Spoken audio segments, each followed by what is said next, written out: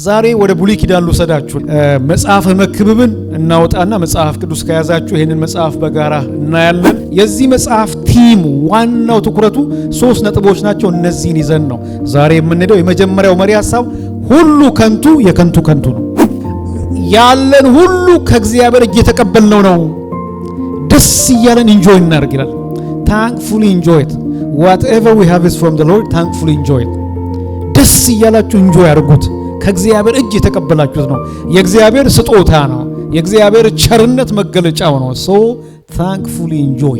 ያለ እግዚአብሔር ፍቃድ የበላ ደስ ብሎ ተድላን የቀመሰ ማን ነው ይላል ምዕራፍ 2 ቁጥር 24 እና 25 ላይ ማለት ነውና ያለ እግዚአብሔር ፍቃድ የበላ ደስ ብሎ ተድላን የቀመሰ ማን ነው? እሱ ሰው ሁሉ ከእጁ የተቀበልነው ነው። ሁሉ የእግዚአብሔር ስጦታ ነው። ደስ እያለን ኢንጆይ እናድርግ። እውቅና የሰጠን ለሰጪው ለባለቤቱ እውቅና የሰጠን ደስ ይበለን ይላል። ሁለተኛው መሪ ሐሳብ እሱ ነው። and 3 ጀጅመንት አለ፣ ፍርድ አለ። በመጨረሻ በእግዚአብሔር የፍርድ ወንበር ፊት እንቆማለን። ተጠያቂነት የሚባል ነገር አለ። ስለዚህ ምንድነው እግዚአብሔርን ፍራ ትእዛዛቱንም ጠብቅ።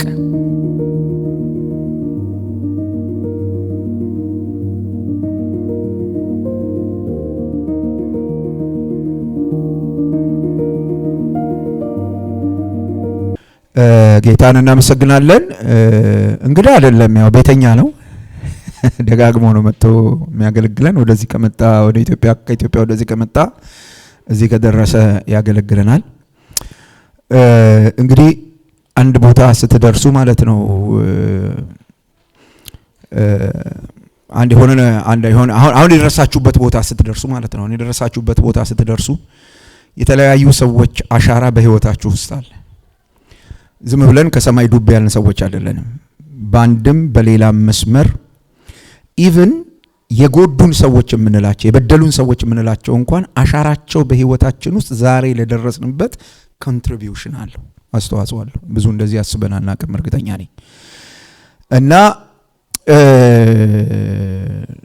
ብዙ ጊዜ እናገራለሁ። እኔን እንደዚህ ወደ ጌታ መጥቻ አገልግሎት በጀመርኩ ጊዜ ቁጭ አድርጎ ያስተማረ እንደዚህ ያለኝ ሰው የለም። ግን ወደ ትምህርት ቤት በሄድኩ ጊዜ ካገኘኋቸው ግሩም አስተማሪዎች መካከል አንዱ ወንድሜ እንዳሻው ነው። በህይወቴ ውስጥ አሻራው አለ። 3-4 ኮርስ ነው የወሰድኩት፣ ያንተና አይደል ወስጃለሁና ዛሬ እንደገና ደግሞ ድጋሚ ያስተምረኛል ማለት ነው። እና አንድዬ እንኳን በሰላም መጣ። እግዚአብሔርን ቃል ተካፍለን በመካከላችን ስለተገኘ ደስ ብሎናል። እግዚአብሔርን ቃል ልንሰማ ሁላችን በዚህ ያለን ጌታ ይባርክና ወደዚህና እግዚአብሔርን ቃል አካፍለን።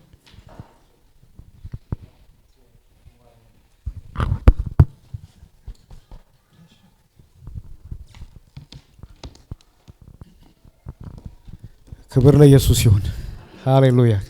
ከኛ የሆነ ምንም በጎ መልካም ነገር የለም። እግዚአብሔር ስሙ የተባረከ ይሁን። እና ግን ደስ ብሎኛል። ላይክ በመጥፎም ሆነ በመልካም አሻራ ያኖር ከመጥፎዎች ውስጥ ባለመሆኔ ደስ ብሎ ከበጎዎች ውስጥ በመሆኔ ክብር ለኢየሱስ ይሁን። እንደገና ወደዚህ መጥቼ ስላየዋችሁ ደስ ብሎኛል። ፓስተርንም ዛሬ ነው ያየሁት፣ ማሚ ዛሬ ነው ያየዋቸውና ሁላችሁንም እንዲህ ስላየዋችሁ በጣም ደስ ብሎኛል። ደህና ናችሁ? እየበረታችሁ ነው?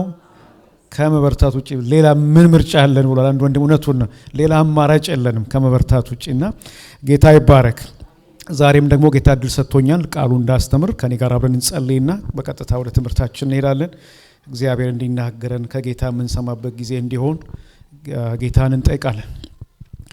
ኢየሱስ ሎርድ ጌታ ሆይ እንደገና እናመሰግናለን። እንደገና ክብር ለሚገባ አንተ ክብርን እንሰጣለን። እንደገና ምስጋና የሚገባን አንተን እንጠራለን። ሃሌሉያ። አንተ ነህ የመሰባሰባችን ሴንተሩ፣ ማዕከሉ አንተ ነህ። it's all about you Jesus, it is all about you። እናመሰግናለን። ከወንድሞቻችን ከእህቶቻችን ጋር በጋራ በመሆን ተሰብስበን እናመሰግናለን። ክብርን ላንተ እንሰጣለን። ምስጋና ላንተ እናመጣለን። ዲዘርቭ ስለምታደርግ ነው፣ ስለሚገባ። ሃሌሉያ። ጌታ ሆይ በዝማሬ እንደተናገርከን በዝማሬ በመካከላችን እንዳለፍክ አሁን ደግሞ ከቃል እንድታስተምረን ቃልህን እንድትሰጠን እንድትናገረን ጌታ ሆይ እንጠይቃለን። አንተ ስትናገር ነው ለውጥ የሚሆነው። ተናገረን። ቃልህን መናገር የምችልበትን ጸጋ፣ ጥበብ፣ ማስተዋል ስጠኝ። ሕዝብ ደግሞ እንዲሰማ የሕዝብ ልብ የተከፈተ ይሆን። በሚሆነው ሁሉ ክብሩ ላንተ ብቻ ይሆን። የትኛውም ተጽዕኖ በስም ስልጣን የተነሳ ይሆን። በጌታ በኢየሱስ ክርስቶስ ስም ጸለይን፣ አሜን። እንግዲህ ይሄ ወደ አራተኛው መድረኬ ነው አስታውሳለሁ። መጀመሪያ የመጣው ጊዜ ሁለተኛ ጢሞቴዎስን አየን፣ የወንጌልን አደራ እናስብ ተባባልን። ሁለተኛ የመጣው ጊዜ ደግሞ አይ ቲንክ ኢንካውንተሪንግ ጋድ ላይ ነው የተናገርኩት። ባለፈው አመት ደግሞ በዚህ ስፍራ ከአንደኛ ዮሐንስ ምዕራፍ 2 በጽድቅ ስለመኖር አንስቼ መጥቷል ይመጣል እዛ መሃል ያለነው በሱ ሐሳብ ነበር የተነጋገርነው። ዛሬ ወደ ብሉይ ኪዳን ልውሰዳችሁና ብሉይ ኪዳን ነው ያስተማርኩና እስካሁን ማቆየት አልነበረብኝም። መጽሐፈ መክብብን እናውጣና መጽሐፍ ቅዱስ ከያዛችሁ ይሄንን መጽሐፍ በጋራ እናያለን። ርዕስ የሚወዱ ሰዎች አሉ። ሁሉ ከንቱ ባለን እንደሰት ፍርድ አለ። ይሄ መጽሐፉን ይሰበስበዋል ብዬ አስባለሁ። መጽሐፈ መክብብን አውጡና ይሄንን መጽሐፍ እናያለን። ይሄ መጽሐፍ እንግዲህ ሁላችሁም እንደምታውቁት የግጥምና የጥበብ መጽሐፍት ውስጥ የሚመደብ ነው። ወደ 5 መጽሐፍት አሉ እዚህ ውስጥ የሚመደቡ ከኢዮብ ጀምሮ እስከ መኃልየ ዘሰሎሞን ያሉ እነዚህ 5ቱ መጽሐፍት የግጥምና የጥበብ መጽሐፍት ይባላሉ። ከነሱ ውስጥ ደግሞ ኢዮብ፣ ምሳሌና መክብብ የጥበብ መጽሐፍት ወይም ዊዝደም ቡክ ተብሎ የሚጠሩ ናቸው።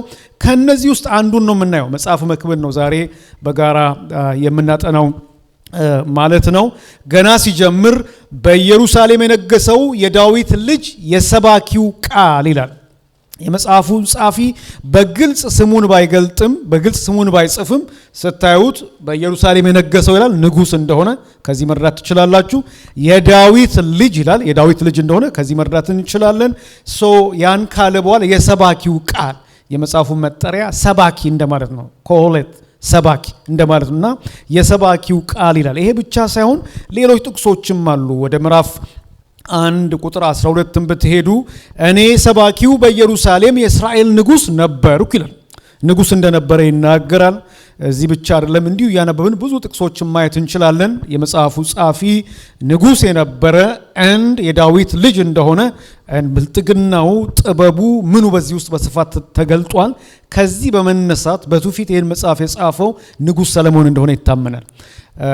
መኃልየ ዘሰሎሞንን ወጣት በነበረበት ጊዜ እንደጻፈ፣ ምሳሌን ደግሞ በጎልማሳ በነበረበት ጊዜ እንደጻፈ፣ መጽሐፈ መክብብን በስተርጅና እንደጻፈ ይታመናል። በትውፊት እነዚህ 3ቱ መጽሐፍት ሰለሞን በእንዲህ አይነት ወቅት እንደጻፋቸው ይታመናል። ይሄንን መጽሐፍ ነው የምናጠናው። የዚህ መጽሐፍ ቲም ዋናው ትኩረቱ 3 ነጥቦች ናቸው። እነዚህን ይዘን ነው ዛሬ የምንሄደው። የመጀመሪያው መሪ ሐሳብ ሁሉ ከንቱ የከንቱ ከንቱ ነው። ሁሉ ከንቱ የከንቱ ከንቱ ነው። ሲጀምር በዚህ ነው የጀመረው። ሲዘጋም ምዕራፍ 12 ላይ ሄዳችሁ ስታዩ በተለይ ቁጥር 8 ላይ ሁሉ ከንቱ የከንቱ ከንቱ ነው ይላል። ሚኒንግለስ እንመለስበታለን። አንዱ መሪ ሐሳብ እዚህ መጽሐፍ ውስጥ በስፋት የሚታየው ይሄ ሐሳብ ነው። ኤቭሪቲንግ ኢዝ ሚኒንግለስ።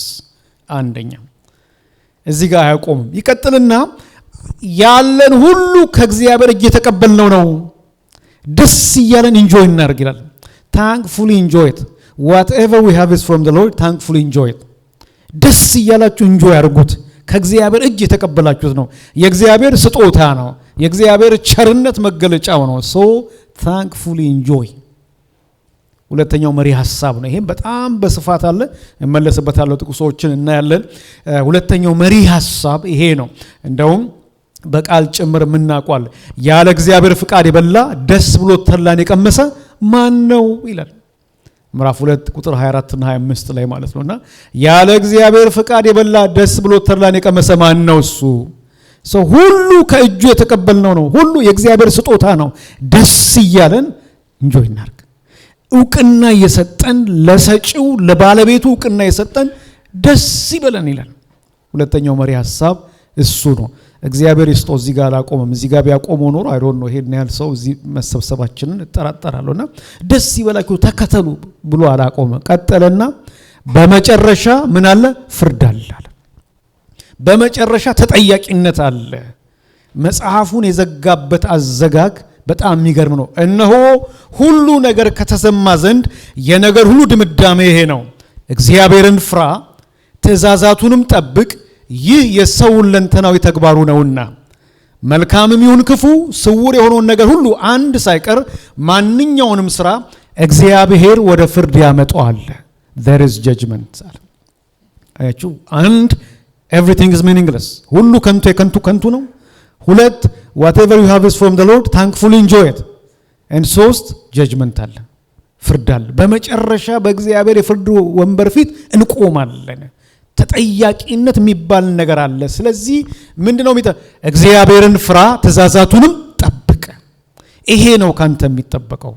እነዚህ ሶስቱ ሐሳቦች የመክብብን መጽሐፍ ሰመራይዝ አድርጎ ቁጭ ያደርጉታል ማለት ያቀርቡታል።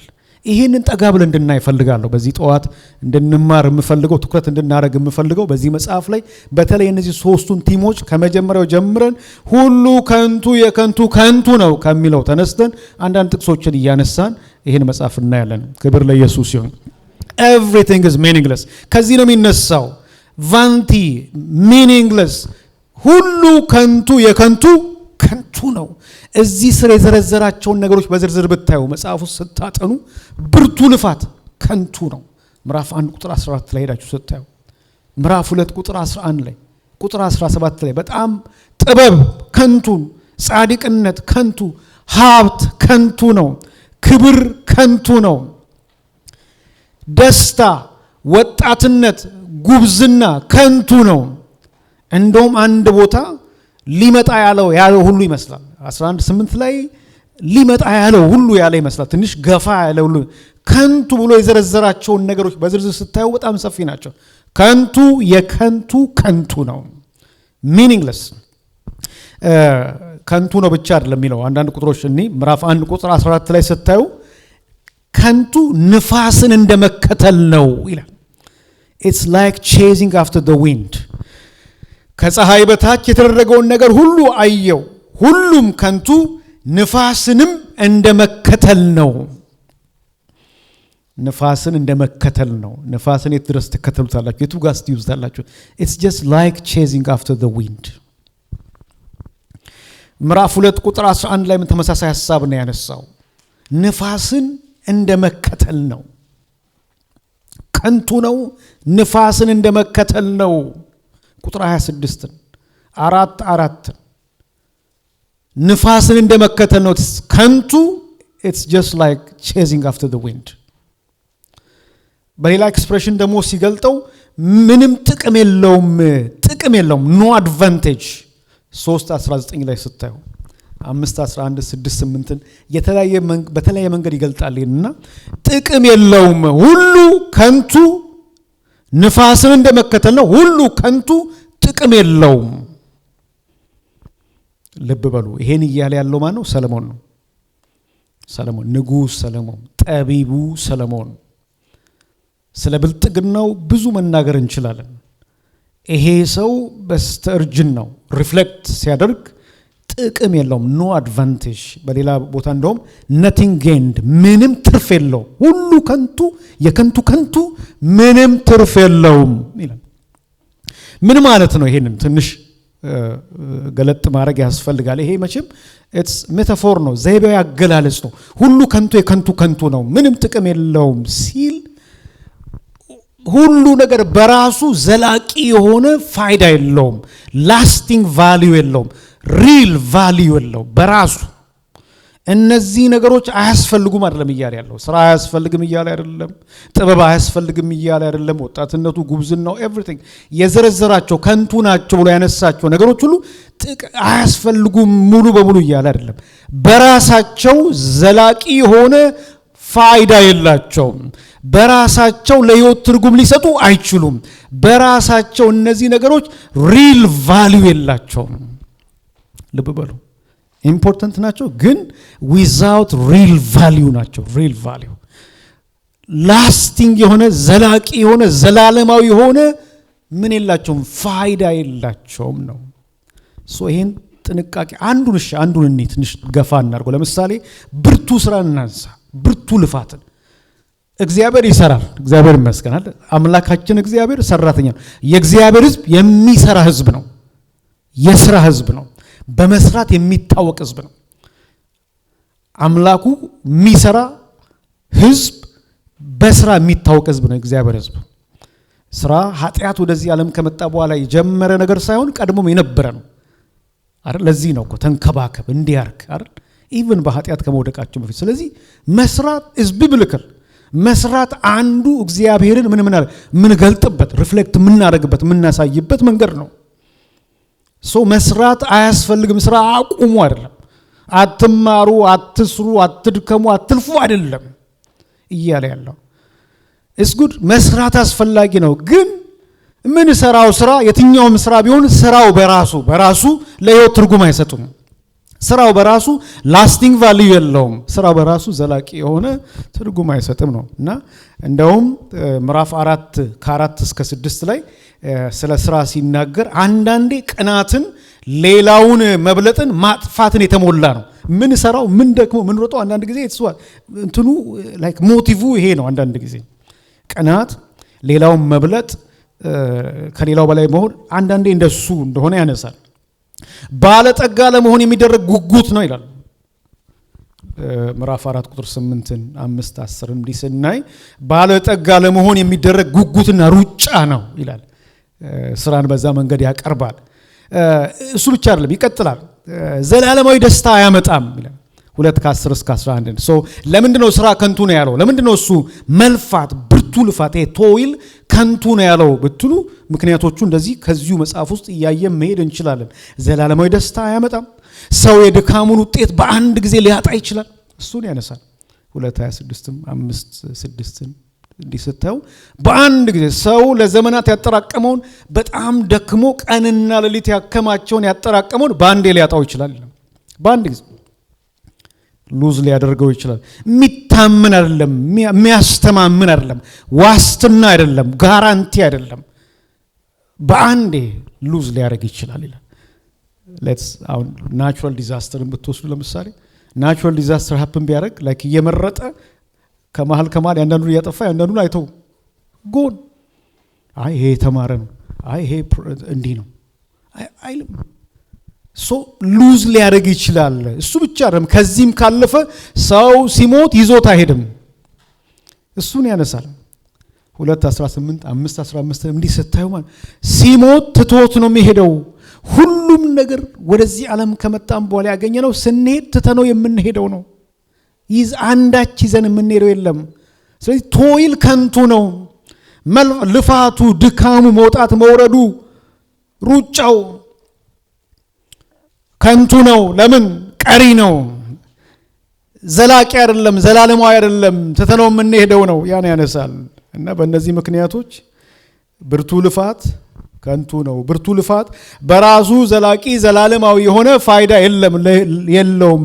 ምንድነው እያለ ያለው ሰባኪው እዚህ ጋር ብትሉኝ፣ ሰዎች በራሳቸው ስራ፣ በራሳቸው ችሎታ፣ በራሳቸው ዕውቀት፣ በራሳቸው ባላቸው ነገር እንዳይመኩ፣ እንዳይታመኑ፣ ልባቸውን እዛ ላይ እንዳይጥሉ፣ ልባቸውን እዛ ላይ እንዳያረጉ፣ ህይወትን ከሌላ አንግል እንዲያዩ፣ ከእግዚአብሔር አኳያ እንዲያዩ፣ በእግዚአብሔር እንዲታመኑ፣ በእግዚአብሔር እንዲደገፉ፣ መተማመኛቸውን መደገፊያቸውን እግዚአብሔርን እንዲያደርጉ ይጋብዛል።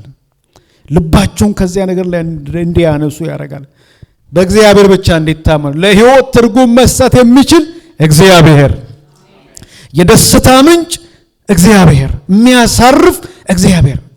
ስራ is very important። ቶይል መድከም ኢምፖርታንት ነው፣ ግን ለህይወት ትርጉም አይሰጥም፣ ግን አያሳርፍም። አንድ ወንድም ሲጠቅስልኝ ነበር የዓለማችን ቁጥር 1 ባለ ሀብት ጥቀሱ ብላችሁ ተጠቅሳላችሁ እናንተ። ለመተኛት የሚጠቀመው እንዲህ ይባላል። ኢማጂን ለመተኛት ቢጠራ ያው ሰው እንደማንኛውም ሰው አይደል? እንደማንኛውም አፈር ነው። ልብ በሉ። ሰባኪው ሰዎች በራሳቸው ችሎታ እንዳይመኩ፣ በራሳቸው ጽድቅ እንዳይደገፉ፣ በራሳቸው ባከማቹት ነገር ላይ ልባቸው እንዳያርፍ፣ ሁሉ ከንቱ የከንቱ ምንድነው? ከንቱ ነው። ንፋስን እንደመከተል ነው። ሪል ቫልዩ የለውም። የሚጠፋ ነው፣ የሚቀር ነው። የህይወት ትርጉም ሰጪ እግዚአብሔር ነው። እሱ ነው እያለ ያለው እንጂ ብርቱ ልፋት ጥሩ ነው ይላል 2:10 ብታዩ ጥበብን አፕሪሼት ያደርጋል። ልክ ነው፣ አያስፈልጉም አይደለም። ግን ዝና፣ ክብር፣ ስልጣን፣ ውበት፣ ጉልበት ሁሉም ከንቱ ነው፣ ዘላለማዊ ፋይዳ የላቸውም። ሕይወትን ከሌላ አቅጣጫ እዩት፣ ከእግዚአብሔር አቅጣጫ እዩ። በእግዚአብሔር ታመኑ፣ በእግዚአብሔር ተደገፉ፣ በእግዚአብሔር ተመኩ፣ በእግዚአብሔር ላይ ዓይናችሁን አድርጉ። ፕራዮሪቲያችንን እንድናስተካክል ያደርገናል። ፕራዮሪቲስ እንደ እግዚአብሔር ሕዝብ ፕራዮሪቲስ። አሁን ስብከት ሁሉ አፈር በሚሸትበት ከዚሁ ከምድር ጋር የሚያጣብቅ በሆነበት በዚህ ዘመን አይ ቲንክ ወደ እግዚአብሔር ቃል ተመልሶ የእግዚአብሔርን ቃል ማየት በጣም ኢምፖርታንት ነው። ፕራዮሪቲያችንን እንድናይ ያደርገናል። ወገኖች ሆይ we are not home፣ ቤት አይደለም ያለ ነው። we are not home። የስ መስራት ይኖርብናል። የስ መድከም አለብን፣ መልፋት አለብን፣ መሮጥ አለብን። የእግዚአብሔር ሕዝብ ግን አንድ ነገር የገባው ሕዝብ ነው። ያም ለሕይወት ትርጉም ሰጪ እግዚአብሔር እንደሆነ፣ ሁሉ ከንቱ የከንቱ ከንቱ እንደሆነ ይህን አንደርስታንድ ያደረገ ሕዝብ ሊሆን ይገባል። ይሄ የገባው ይሄ ካልገባን የውላችሁ ቀሪ የሆነውን ነገር እያሳደድን የማይቀረውን እንጎዳዋለን። ዘላለማዊውን እንጫነዋለን። ያንን ምን እናደርገዋለን? ሁለተኛ እናደርግና ለምን እንባከናለን? ለሕይወት ትርጉም የሚሰጥ ኢየሱስ፣ ረፍት የሚሰጥ አንድ ወዳጅ ነበረ። እዛ በቃ እንደምንም ከአገር ለመውጣት ጥረት ያደርግ ነበር። በቃ እኔ ሁል ጊዜ የሚቆጨኝ ከአህጉር እንዲያጉር ውስጥ መፈጠሪ፣ ከአገር ይቀጥላል እሱ ከሰፈር ከምን እያለ ይሄዳል አልላችሁ። ምን እሱ የዛ ሰፈር ሰዎችም ልትኖሩ ስለምትችሉ እና ግን እንደም ብዙ ሞከረ ፋይናሊ ተሳካለትና ወጣ። በመጀመሪያው ሳምንት ፌስቡክ ላይ የለጠፈው እውነተኛ ደስታ የሚሰጥ ኢየሱስ ክርስቶስ ብቻ ነው አለ። እውነተኛ ደስታ የሚሰጥ በቃ እኔ ደስታ የለኝም ከዚህ ሀገር ካልወጣሁ፣ እኔ ረፍት የለኝም፣ እኔ ሰላም የለኝም። እውነተኛ ደስታ የሚሰጥ ኢየሱስ ክርስቶስ ብቻ። 4 ነጥብ። ሃሌሉያ። ሁሉ ከንቱ የከንቱ ከንቱ ነው። ልብ በሉ፣ ቅድም ብያችኋለሁ። ይሄን እያለ ያለው ሰለሞን ነው ባለጠጋው።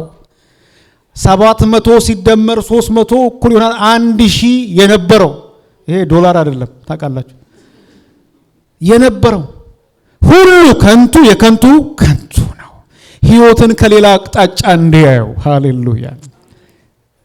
የሚያስተማምን እረፍት የሚሰጥ ሰላም የሚሰጥ ደስታ የሚሰጥ በምድር ላይ ኢየሱስ ሃሌሉያ። ኢየሱስ ዘማሪው ለዚህ ነው ምንድነው ደስ የሚለኝ ልቤን ደስታ የሞላው ሐሴት የማደርግበት ይህ ሚስጥር ምንድነው? የእግዚአብሔር ልጅ ስላለኝ ነዋ፣ ኢየሱስ ስላለኝ ነዋ። ሃሌሉያ። ስኖር ሳለው በዚህች ዓለም ምንም ነገር ትርፌ አይደለም፣ የኔ ጌታ ውበት ሰጪ ሁሉ ከንቱ ነው ካንተ ውጪ ምንም ነገር። አሜን አሜን። ያስገርመኝ ምንም ነገር አይደንቀኝም አያስደንቀኝም። ሃሌሉያ እግዚአብሔር ይባረክ። ይሄ ኢየሱስ እኔን የሚደንቀኝ ኢየሱስ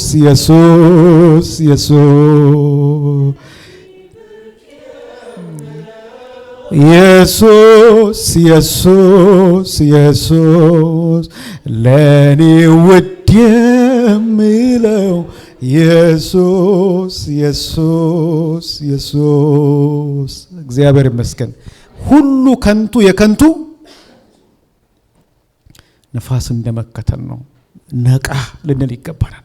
ብዙ የሚያባክነን የሚያሮጠን የሚያደክመን የሚያለፋን አለ አይደል? ረፍት ያሳጣን ዴይ ኤንድ ናይት የሚያሮጠን አለ። ኢትስ ጉድ ቱ ራን ግን ዶንት ፎርጌት ፕራዮሪቲያችሁን ዶንት ፎርጌት ዊ አር ናት ሆም። ሁሉ ከንቱ የከንቱ ከንቱ ተተነው የምንሄደው ይዘነው የምንሄደው አንድ የለም። ሃሌሉያ። ይወላችሁ በምድር ላይ ያለንን ቆይታ መጽሐፍ እንደ ውልብታ ብሎ ይገልጧል። እንደ ውልብታ እንደዚህ እንደ ጤዛ ይለዋል። በዚች እንደ ጤዛ እንደ ውልብታ በሆነችው ዘመናችን ለዘላለም ከጌታ ጋር መሆን ሆነልን። የጌታ ስም የተባረከ። ለዘላለም ከሱ ጋር የሚሆን መሆን ሆነልን። ሰው ዓለምን ሁሉ ቢያተርፍ ነፍሱን ግን ቢያጎድል ምን ይጠቅመዋል? አይደለም ይኸው ምን ይጠቅመዋል ይላል። yes የመጀመሪያው እሱ ነው። everything is meaningless። ሁለተኛው ያለን ሁሉ ከእግዚአብሔር ዘንድ የተቀበልነው እንደሆነ በማመን እርሱን እያመሰገን እንጠቀም። እርሱን እያመሰገን ደስ ይበለን ይላል። በእጃችን ላይ ያለን ሁሉ ከእጁ የተቀበልነው ነው። ደስ ይያለ ምዕራፍ 2 ከቁጥር 24 እስከ 25 እናንብብ። እንዲህ ይላል 2 ከ24 እስከ 25 በመደበኛ ትርጉም ነው የማነበው። ለሰው ከመብላትና ከመጠጣት በስራውም ከመርካት ሌላ የሚሻለው ነገር የለውም። ይህም ደግሞ ከእግዚአብሔር እጅ እንደሚሰጥ አየው። ከእርሱ ዘንድ ካልሆነ ማን መብላትና መደሰት ይችላል? ማንም። ሪቶሪክ ኩዌስችን ነው። ማንም ነው መልሱ። ከእርሱ ዘንድ ካልሆነ ማን መብላት መጠጣት መደሰት ይችላል? ምዕራፍ 3 ከ12 እስከ 13 እንደዚህ ይላል። 3 ከ12 እስከ 13 ለሰዎች በሕይወት እያሉ ደስ ከመሰኘትና መልካምን ነገር ከማድረግ የተሻለ ነገር እንደሌለ አወቅኩ። ሰው ሁሉ ይበላና ይጠጣ ዘንድ በሚደክምበትም ሁሉ እርካታን ያገኝ ዘንድ ይህ የእግዚአብሔር ችሮታ ነው ይላል። ይህ የእግዚአብሔር ችሮታ ነው። እሺ እናንብብ። አሁንም ምዕራፍ 5 ከ18 እስከ 19 ጋር ሄዱ። ምዕራፍ 5 ከ18 እስከ 19 እንዲህ ይላል። የሰው ዕጣው ይህ ስለሆነ እግዚአብሔር በሰጠው በጥቂት ዘመኑ ከፀሐይ በታች በሚደክምበት ነገር እርካታን ያገኝ ዘንድ መብላቱና መጠጣቱም መልካምና ተገቢ መሆኑን ተገነዘብኩ አለ። እግዚአብሔር ለሰው ባለጠግነትና ሀብት መስጠቱ እንዲደሰትበት ማስቻሉ ዕጣውን እንዲቀበልና በስራውም እንዲደሰት ማድረጉ ይህ የእግዚአብሔር ስጦታ ነው። እግዚአብሔር ይመስገን። ይሄ ምንድነው? የእግዚአብሔር ስጦታ ነው ይላል። በጣም ብዙ ጥቅሶች አሉ። 8:15 9 ከ7 እስከ 10 ምዕራፍ 11 ከቁጥር 8 እስከ 9 ማየት ትችላላችሁ። ይሄ የእግዚአብሔር ስጦታ ነው ይላል። ይሄ የእግዚአብሔር መልካምነት፣ የእግዚአብሔር ደግነት፣ የእግዚአብሔር በጎነት መገለጫ ነው። ያለን ሁሉ ከእጁ የተቀበልነው ነው።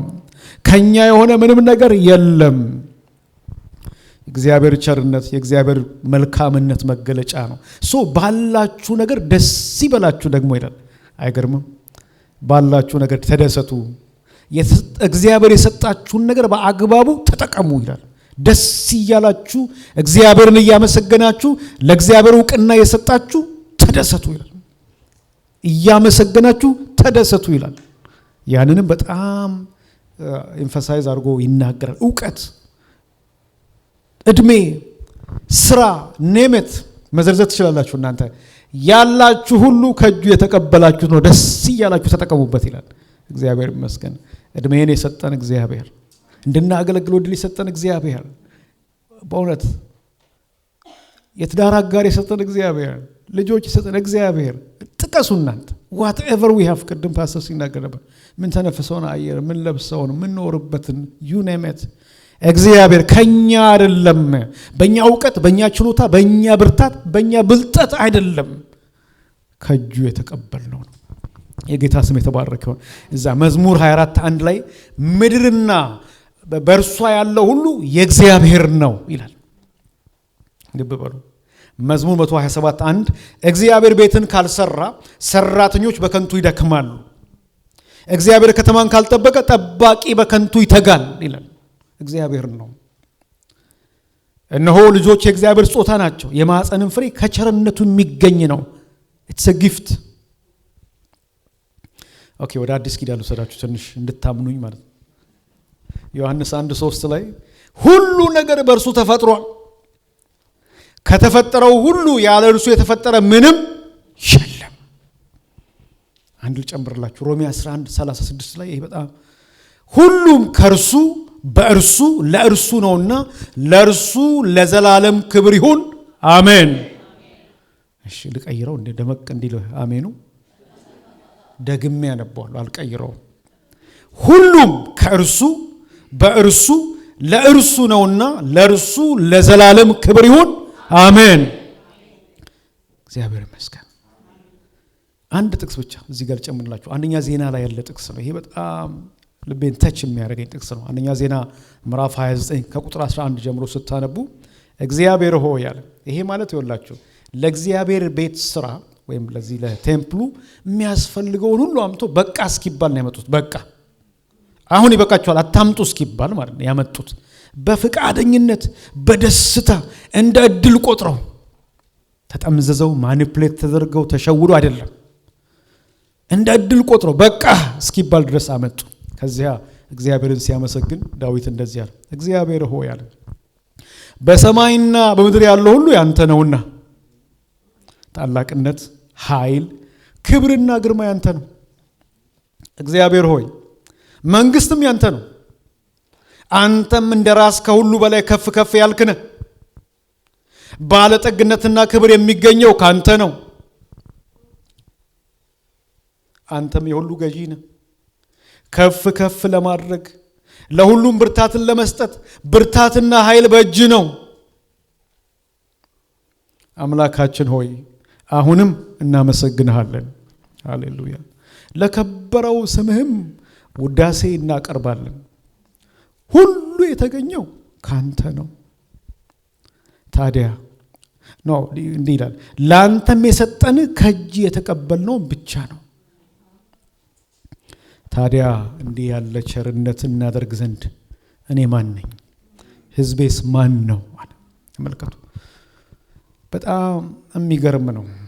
ሁሉ የተገኘው ካንተ ነው። ላንተ የሰጠን ከእጅ የተቀበልነውን ነው።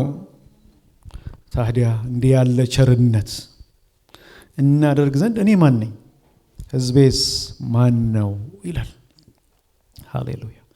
እግዚአብሔር ይመስገን። ሁሉ የተገኘው ካንተ እጅ ነው። አንዳንዴ ይመስላል እኛ ያመጣ ነው እኛ ሁሉ የተገኘው ከእጅ ነው፣ ካንተ ነው። የሰጠን ከእጅ የተቀበል። እግዚአብሔር በነገራችን ላይ ያልሰጠን አይጠይቀን። እዛ ሰፈር ነው ይሄን አምጣ ብሎ ካላመጣ ብሎ እንዲጥምዝዝ አረጋለሁ ብሎ የሚጠመዝዝ እዛ ሰፈር ነው። እዚህ ሰፈር ያለው እኛ የምናነበው እኛ የምናውቀው እግዚአብሔር እንደሱ አይነቱ አይደለም። በደስታ በፍቃደኝነት እንደ ፕሪቪሌጅ who am I after all ማን ነኝ? it's a privilege እኮ በእግዚአብሔር ስራ ውስጥ ፓርቲሲፔት ማድረግ እኮ እድል ነው። ምርር እያለን የሆነ ነገር እየሆን አይደለም እኮ ከእግዚአብሔር ከሆነ ከእግዚአብሔር ስላልሆነ ነው ምርር የሚለን ትክት የሚያደርገን። ኖ ማኒፑሌቲቭ አቶ በቃ እስኪባል እና አለ እሱ ሁሉ የተገኘው ካንተ ነው። ሶ ሁለተኛው መሪ ሐሳብ እሱ ነው። ይሄን በማመን ዕውቅና በመስጠት እያመሰገን እንጠቀም። እያመሰገን እግዚአብሔር ሆይ ያመሰግናለሁ። አስቡ ስትሰሙኝ እስቲ ከእጁ የተቀበላችሁትን እድሜ የሰጠን ጌታ ስሙ ይባረክ። ሃሌሉያ። ሁሉ የተቀበለ ከእጁ ነው፣ ከኛ አይደለም።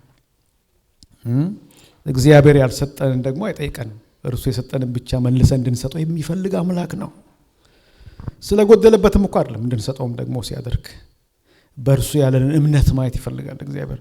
ታዛዥነታችን ይፈትናል እግዚአብሔር። ታስብ ኢንቮልቭ ላይ ያደረገን እንጂ አንሶት አይደለም፣ ጎሎበት አይደለም። ቅድም መዝሙር 24 ስናነብ በሰማይና በምድር ሁሉ ውስጥ ያለው ሁሉ የማን ያንተ ነው፣ ያንተ ነው። እና whatever you have is from the Lord. Thankfully enjoy it. Thankfully praise the Lord. እግዚአብሔር ይመስገን፣ እግዚአብሔር ይመስገን። አሜን። እግዚአብሔር ይመስገን። እዚህ ጋር አላቆመም፣ ቀጠለ። ሶስተኛ መሪ ሐሳብ ያነሳል። ጀጅመንት። በመጨረሻ እግዚአብሔር ሁሉን ወደ ፍርድ ስለሚያመጣ እርሱን በመፍራትና ትእዛዛቱን በመጠበቅ ኑር። ስጦታዎቹ ሁሉ አብሮ ምን አላቸው? ላይክ ይሄ ፕሪቪሌጁ በአጠቃላይ አብሮ ምን አለው? አካውንታቢሊቲ አለው፣ ተጠያቂነት አለ። የሰጠ እግዚአብሔር ነው እንጂ ያድርግ ብቻ አይደለም። ስለሰጠ ነገር ደግሞ ይጠይቃል። መልስ የምትሰጥበትም ጊዜ ደግሞ አለ እና ብላ፣ ጠጣ፣ ተደሰት፣ ተዝናና ብቻ አይደለም። በመጨረሻ እንዳትረሳ በእግዚአብሔር ዙፋን ፊት ትቆምና ትጠየቃለህ። ከእግዚአብሔር እጅ በተቀበልከው ነገር ሁሉ ትጠየቃለህ ነው የሚለው እና ፍርድ አለ ይላል። ምዕራፍ 3 ቁጥር 17 ላይ እኔም በልቤ ለማንኛውም ድርጊት ለማንኛውም ተግባር ጊዜ ስላለው እግዚአብሔር ጻድቁንና ኃጢአተኛውን ወደ ፍርድ ያመጣቸዋል ብዬ አሰብኩ አለ። ይሄን ከማለቱ በፊት ቁጥር 16 ላይ በፍርድ ቦታ አመጽ ነበር፣ በፍትህ ቦታ ግፍ ነበር ይላል። ያን ካለ በኋላ ነው ለማንኛውም ድርጊት ለማንኛውም ተግባር ጊዜ ስላለው እግዚአብሔር ጻድቁና ኃጢአተኛውን ወደ ፍርድ ያመጣቸዋል። አያችሁ፣ ሰባኪው ቁጥር 16 ላይ ያለውን ሐሳብ ካነሳ በኋላ ነው እግዚአብሔር ያያል፣ ሰዎች የሚሰጡትን የተጣመመ ፍርድ፣ የሰዎችን ተግባር ድርጊት ይመለከታል፣ ወደ ፍርድ ያመጣል እግዚአብሔር ነው እያለ ያለው። ከእግዚአብሔር እይታ የተሰወረ ነገር የለም። ከእግዚአብሔር እይታ የተሰወረ ተግባር የለም። የተሰወረ ድርጊት የለም። እግዚአብሔር ይፈርዳል። የመጨረሻው የመጽሐፉ ማጠቃለያ ምዕራፍ 12 ቁጥር 14 ላይ ምን ይላል? በዚህ ነው የዘጋው። ሲዘጋው ምዕራፍ 12 ቁጥር 14 ላይ መልካምም ይሁን ክፉ ስውር የሆነውን ነገር ሁሉ አንድ ሳይቀር ማንኛውንም ስራ እግዚአብሔር ወደ ፍርድ ያመጣዋልና።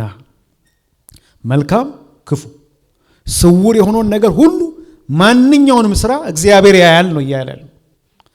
ከእግዚአብሔር እይታ የተሰወረ ነገር የለም ነው እያለ ያለው። ፍርድ አለ።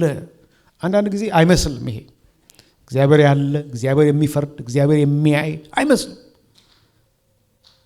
ብዙ ነገር ኦብዘርቭ ስታደርጉ፣ ዙሪያችሁን ኦብዘርቭ ስታደርጉ የሚሆነውን ብዙ ጥመት ኢንጀስቲስ ስታዩ እግዚአብሔር የሚያይ የሚፈርድ አይመስላችሁ። ግን ይላል እግዚአብሔር ፈርዷል፣ እየፈረደ ነው፣ ይፈርዳል። ከእግዚአብሔር እይታ የተሰወረ ነገር ፈጽሞ የለም። ማንም የማያየውን የሚያይ፣ ማንም የማያውቀውን የሚያውቅ እግዚአብሔር ይጠይቃል፣ ይጠይቃችኋል። እንደውም 11:9 ላይ እንዲህ ይላል። 11:9 ላይ አንተ ወጣት በወጣትነት ጊዜ ደስ ይበል፣ በወጣትነትም ዘመን ልብ ደስ ያሰኝ፣ የልብህን መንገድ ዓይን የሚያየውን ሁሉ ተከተል። ነገር ግን ስለ እነዚህ ነገሮች ሁሉ እግዚአብሔር ወደ ፍርድ እንደሚያመጣ እወቅ። አይገርማችሁም? ደስ ይበል፣ የልብ መንገድ ተከተል፣ ዓይን የሚያየውን ተከተል። ግን ምን አለ? ተጠያቂነት አለ፣ ፍርድ አለ። ስለዚህ እግዚአብሔርን በመፍራትና ትእዛዛቱን በመጠበቅ ኑር። ይሄ ነው ካንተ የሚጠበቀው ይላል። አሁንም ወደ መጨረሻው ምዕራፍ ልውሰዳችሁ። መጽሐፉ ውስጥ ስለሆነ እየሄድን ያለ ነው፣ ወዲህ እየሄድን ያለ ነው።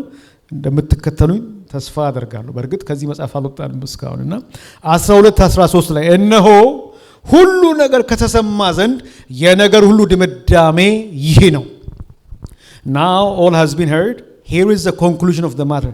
Here is the conclusion. ይሄኛው በጣም ደስ ስለሚል ኮንክሉዥኑ ይሄ ነው። በቃ የነገር የአማርኛው እነሆ ሁሉ ነገር ከተሰማ ዘንድ የነገር ሁሉ ድምዳሜ ይሄ ነው። ኮንክሉዥኑ ይሄ ነው። እግዚአብሔርን ፍራ፣ ትእዛዛቱንም ጠብቅ፣ ይህ የሰው ሁለንተናዊ ተግባሩ ነውና። Fear God and keep his commandments, for this is the whole duty of man. የሰው ከሰው የሚጠበቀው ኃላፊነት የሰው ዲዩቲ ምን ማድረግ ነው? እግዚአብሔርን መፍራት፣ ትእዛዛቱን መጠበቅ ነው። አይገርማችሁም? ይሄ ነው ኮንክሉዥኑ፣ የደረሰበት ድምዳሜ። ሁሉ ከንቱ የከንቱ ከንቱ ነው አለ። ያለን ከእጁ የተቀበልነው ታንክፉሊ እያመሰገናችሁ ደስ ይበላችሁ አለ። ከዚያ ኮንክሉዥኑ ግን እግዚአብሔርን ፍራ፣ ትእዛዛቱን ምን ጠብቅ። ለምን? ፍርድ አለ፣ ተጠያቂነት አለ። በእግዚአብሔር ዙፋን ፊት ቆመን እንጠየቃለን። ነገር ሁሉ ተሰማ አለ። ሁሉም ነገር ታየ፣ ተሰማ። ድምዳሜው ይሄ ነው። እና ሰባኪው እያደረገ ያለው ጥሪ በቃ በዚህ በመጨረሻው ምዕራፍ በመጨረሻዎቹ ቁጥሮች ተሰብስበው በፍርድ ወንበር ፊት መቅረብ የሚባል ነገር እንቀርባለን። የተሰወረውንም የተገለጠውንም የሚያይ እግዚአብሔር በፍርድ ወንበር ፊት ያቆመናል አለ እና እግዚአብሔርን በመፍራት ኑር ነው። በቃ እግዚአብሔርን ፍሩ፣ ትእዛዛቱንም ጠብቁ። ይሄ ነው ኮንክሉዥኑ። ለምን አለ የሚያይ። አይገርማችሁም? ዛሬ ፈርሃ እግዚአብሔር በሕይወታችን አለ ወይ ነው ትልቁ ጥያቄ። የጥበብ መጽሐፍ የሆነው ሌላኛው መጽሐፈ ምሳሌ የጥበብ መጀመሪያ እግዚአብሔርን መፍራት ነው። ፋውንዴሽኑ ይሄ ነው ያለው። ቤዙ ይሄ ነው። ፋውንዴሽኑ ጤናማ ካልሆነ ምንም አይነት ሃይማኖታዊ ስርዓት ብንፈጽም ምንም ብንሰራ አይቆምም። እንደው ልናሸበርቀው ልናሳምረው ብንቀባብ ምንም ብናደርገው አይሆንም። let the foundation be in place። ፋውንዴሽኑ ቦታው ላይ እሱን ነው። ፋውንዴሽኑ እግዚአብሔርን መፍራት ነው። እግዚአብሔርን መፍራት የእውቀት መጀመሪያ ነው። ሌሎች ተላሎች ግን ጥበብና ተግሳጽን ይንቃሉ። የጥበብ መጀመሪያ እግዚአብሔርን መፍራት ነው። ቅዱሱንም ማወቅ ምንድነው? እሱ ማስተዋል ነው። የጥበብ የእውቀት መጀመሪያ ምንጭ መሰረት እግዚአብሔርን መፍራት ነው። እግዚአብሔርን በመፍራት የማይጀምር ምንም ነገር ማለት ነው ከንቱ ነው። ዛሬ ላይ እግዚአብሔርን መፍራት በሕይወታችን አለ ወይ? እሱ ነው ትልቁ ጥያቄ። እግዚአብሔርን መፍራት ባጭሩ ይሄ ራሱ እኮ ይገልጧል አቀማመጡ። እግዚአብሔርን ፍራ ትእዛዛቱንም ጠብቅ ነው የሚለው። እግዚአብሔርን መፍራት ትእዛዙን መጠበቅ ነው ማለት ነው። ትእዛዛቱን ምን ማድረግ ነው? ኦብዘርቭ ማድረግ ነው፣ ፎሎ ማድረግ ነው ማለት ነው። በዛ የሚገለጥ ነው እንጂ በጸሎት ቀይረን እፈራሃለሁ፣ እየፈራው እኖራለሁ እያልን እንደፈለግን የምንኖርበት አይሆንም። ትእዛዛቱን ፎሎ ማድረግ ማለት ነው። ትእዛዛቱንም ጠብቅ። በዚህ ነው እሱ መፍራታችን የሚታወቀው የሚገለጠው ትእዛዛቱን በጥንቃቄ በመፈጸም በመኖር ነው። መፍራት በመታዘዝ ይገለጣል፣ በመኖር ይገለጣል። እግዚአብሔርን የምንወድ ከሆነ እግዚአብሔርን ምን እናደርጋለን? እንታዘዛለን። እግዚአብሔርን የምንፈራ ከሆነ የምናከብር ከሆነ እግዚአብሔርን እንታዘዛለን። ለዚህ ነው እዛ ሚልኪያስ ላይ በጣም የሚገርም ጥቅስ አለ። ሚልኪያስ 1:6 ላይ ካህናትን ሲወቅስ በዛ አውድ ውስጥ ልጅ አባቱን ባሪያም ጌታውን ያከብራል። እኔ አባት ከሆንኩ መከበር የት አለ? ጌታስ ከሆንኩ መፈራት የት አለ? ይላል እግዚአብሔር ጸባዖት። ካህናት ሆይ ስሜን የምታቃልሉት እናንተ ናችሁ ይላል። ይሄ ያስደነግጣል። ካህናቱ ስሜን የምታቃሉት እናንተ ናችሁ። አባት ከሆንኩ መከበር የት አለ? ጌታ ከሆንኩ መፈራት የት አለ ይላል። ዛሬ ወገኖች ሆይ በደም መልእክቴን ፎሎዋል። ሁሉ የከንቱ ነፋስ እንደመከተል ያለን ከእጁ የተቀበልነው ነው። ታንክፉሊ ኢንጆይ ኢት። ግን ተጠያቂነት አለ፣ ፍርድ አለ። የሰጠን እግዚአብሔር ነው ብቻ አይደለም የሚለው፣ በሰጠን ነገር ደግሞ ምን ያደርገናል? ይጠይቀናል። በሱ ደግሞ በፊቱ ቆመን እንጠየቃለን ነው። ከአካውንታቢሊቲ ነፃ የሆነ ምንም ፕሪቪሌጅ የለም። እያንዳንዱ ፕሪቪሌጅ እያንዳንዱ እግዚአብሔር የሚሰጠን የሚያደርግልን ነገር አብሮት ምን አለ ማለት ነው? ተጠያቂነት አብሮት አለ። እኔ የእግዚአብሔር ብለሲንግ ሚሽናል ነው ብዬ ነው ማለት ነው። ኢትስ ሚሽናል። በረከቱ የትኛውም በረከቱ ሚሽናል ነው ብዬ አምናለሁ። ስለዚህ ተጠያቂነት እንዳለ እግዚአብሔር መከበር የመፈራት የት አለ በማለት ይጠይቃቸዋል። በትክክል እግዚአብሔርን ቢያከብሩ ቢፈሩ እንደ ሕጉ ይመላለሱ ነበር። ካህናት ግን ሕጉን የማያከብሩ እንደ ሕጉ የማይኖሩ ልክ ይሄ አንደኛ ሳሙኤል ላይ እንዳለው ማለት ነው። 1:3 ላይ ካህናት ይላቸዋል የኤሊ ልጆች። ምዕራፍ 2 ላይ ሄዳችሁ ስታዩ እግዚአብሔርን የማያውቁ ምናምንቴዎች ይላቸዋል። ወርዝለስ አንዱ ትርጉም ሰንስ ኦፍ ባሊያል ይላቸዋል። that's equivalent to sense of Satan። ካህናት ሰንስ ኦፍ ባሊያል፣ ካህናት ወርዝለስ፣ ካህናት no regard for God፣ ካህናት እግዚአብሔርን የማያውቁ ምናምንቴዎች። እግዚአብሔርን ፍራ፣ ትእዛዛቱን ምን ጠብቅ።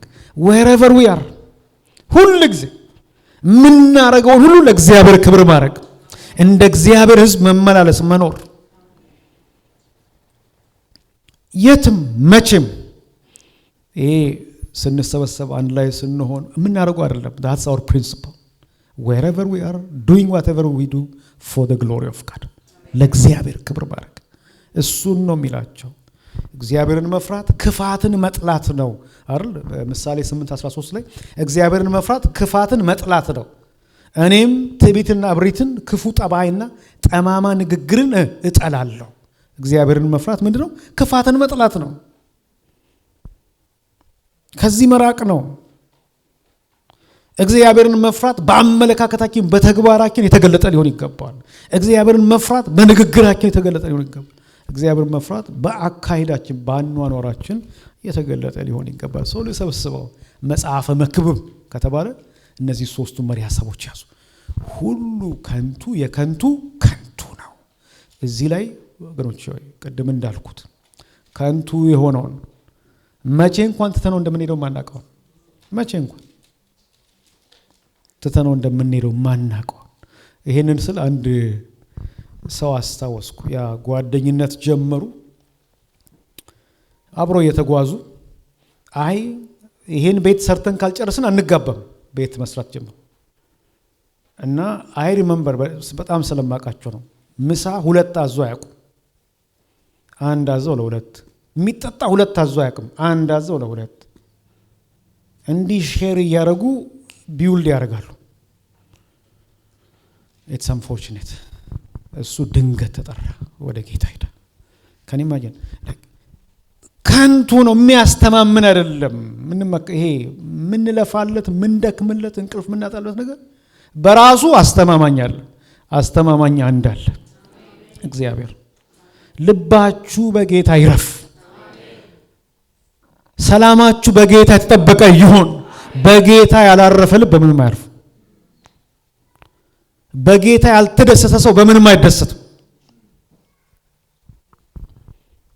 ለዚህ እናንተ ምስክሮች ናችሁ። ማለት ምን ያህል እንደምትደክሙ ምን ያህል እንደምትለፉ መጥቻ አይቻለሁ። እዛ ሆኜ አይገባኝም እንደዚህ። ከኔ ጋር ናችሁ። ግን ሎክ ስንት ዓመት ለፋን። ኦኬ የስ ሎርድ፣ በጌታ ላይ ልባችን ንጣል፣ በጌታ ላይ እንረፍ። ፕራዮሪቲያችሁን መስዋዕት አታርጉ። that's what I'm talking about። ድካማችሁን አቁሙ፣ መልፋታችሁን እንዴት ታቆማላችሁ? ቢልዋ ነው ቢል ነው። እሺ አለ one after another አይደል? እንዴት ታቆማላችሁ? እሺ አለ one after another, so you have to run around። ግን don't sacrifice your priority። life is short። መቼ ወደ ጌታ እንደምንሄድ መቼ ጌታ እንደሚመጣ we don't know። ጌታን አክብረን ጌታን አገልግለን ጌታ ደስ የሚሰኝበትን ህይወት ኖረን ማለፍ ይሁንልን። ይሄ ቀጠሮ የምንሰጠው ነገር አይደለም። እንዲህ ያረጋችሁን አስተካክዬ እንዲህ ያረጋለሁ ምንለው አይደለም፣ እያረግን ነው። ያን እየኖርን ነው ጌታን የምንጠብቀው። ያን እየተገበርነው ጌታን የምንጠብቀው። ሰው ከንቱ የሆነው ነገር ዛሬ ወገኖቼ ብዙ ዲስትራክት አድርጎናል፣ ዲስትሮይ አድርጎናል፣ ብዙ ዲስትሮይ አድርጎናል። ሰው እኛም በቃ ተቀላቅለን ሩጫ ውስጥ ገብተናል። የእግዚአብሔር ሕዝብ ሆይ ቤት አይደለም ያለ ነው። we are not home። ከኔ ጋር ናችሁ። ሁሉ ከንቱ የከንቱ ከንቱ። በቃ ይሄን አንደርስታንድ ማድረግ፣ በዚህ አንደርስታንዲንግ ውስጥ መሆን በጣም ያስፈልጋል። አንድ እሱን ያዙልኝ። ደግሞ ጌታን አመስግኑ ስለተሰጣችሁ እድል፣ ስላገኛችሁት እድል፣ ስላላችሁ ፕሪቪሌጅ፣ በእጃችሁ ላይ ስላለው whatever it is ክብር ለእግዚአብሔር ይሁን። ሃሌሉያ። ጌታ አዳነን። በእውነት ከዚህ በላይ ምን አለ? ቅድም ብያለሁ። ከዚህ በላይ ምን አለ? ምን ይሆን ነበረ ጣይ እያልን የዘመነ ምን ይሆን ነበረ ጣይ? ያዳነን ጌታ ነው። ከኛ የሆነ ምንም ነገር የለም። ሃሌሉያ። በድነታችሁ መደነቅ አታቁም። ድነት ሁል ጊዜ የሚያስደንቅ ነገር ነው። ለምን? ምንም ኮንትሪቢዩሽን የለንም። ወዶናልና አዳነን። ማንም እንዳይመካ በስራ አይደለም፣ ጸጋው በእምነት አድኗቸዋል። ይሄንን በምንም አናመጣው ወዶናልና አዳነን። የጌታ ስም የተባረከ ይሁን። ስለ ድነታችሁ ጌታን አመስግኑ። ስለ አገልግሎታችሁ፣ ስለ ቤተሰባችሁ፣ ስለ ስራችሁ ጌታን አመስግኑ። ቅድም ፓስተር ሲል ነበር ከሌላው ሰው የተሻለን ሆነን አይደለም። እንደውም አንድ ሰባኪ ሲሰብክ ቤተ ክርስቲያን ውስጥ ያሉ ሰዎች አለ ቀንደኛ ዋንኛ አስቸጋሪዎቹን ነው እግዚአብሔር ለቅሞ አምቶ ቁጭ ያደረገዋል። እውነቱን ይሄ ቤተ ክርስቲያን ውስጥ ያለው ሰው ሁሉ ውጪ ቢሆን ኖሮ ዓለም ትፈነዳ ነበራል። እውነቱን ነው። እዚህም እያፈነዳዳ ነው ስለሆነ እውነቱን እና ለቅሞ ተሽለን አይደለም። ከኛ የሆነ ነገር የለም። ስሙ ይባረክ። So thankfully enjoy whatever you have. Enjoy. Praise the Lord. እያላችሁ enjoy your environment. እንዴ ለእናንተ ልንገርኔ መጥቼ ከዛ እግዚአብሔር ይመስገን። Don't take it for granted. Don't take it for granted. ደጋግመን ስላደረግነው ምንም ለኛ ቀለል ስላ don't take it for granted. Thankfully enjoy it. Thankfully. ከዛስ ግን don't forget ተጠያቂነት ደግሞ አለ።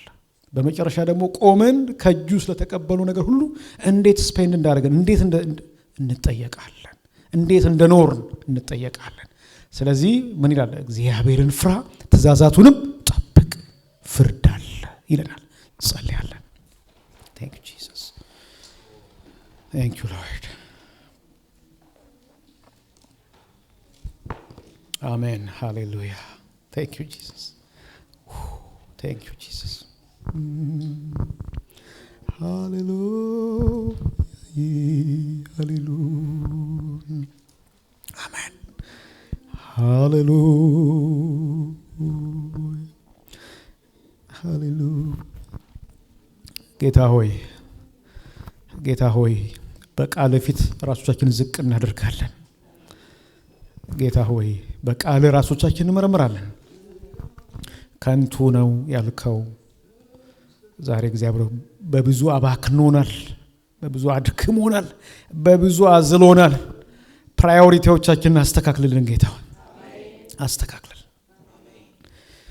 እግዚአብሔር ሆይ በሚያልፈው የማያልፈውን ነገር ጌታ ሆይ እንዳንበድል እንዳንጎዳ የሚያልፈውን ጊዜያዊውን ጠፊውን እያሳደድን እያባረርን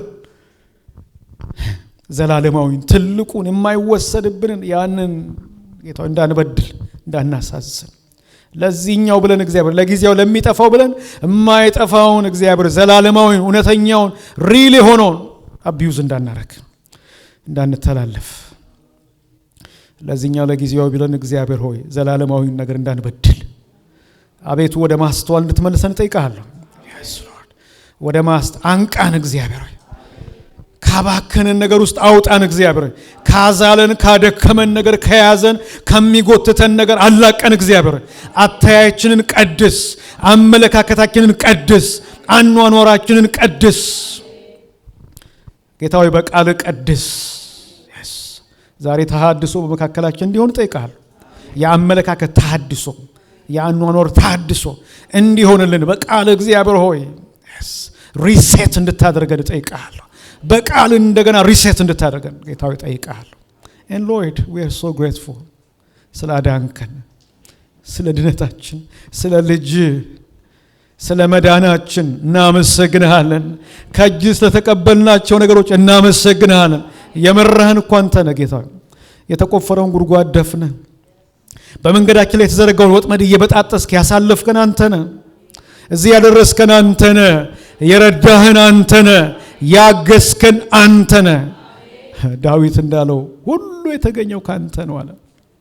ሁሉ የሰጠን ከእጅ የተቀበልነው ብቻ ነው። ጌታ ሆይ እንድናገለግል ድል ሰጠን። የምናገለግል እንድናገለግል ድል ስለሰጠህን ነው። በእኛ ላይ ኢንቨስት ስላደረክ ነው።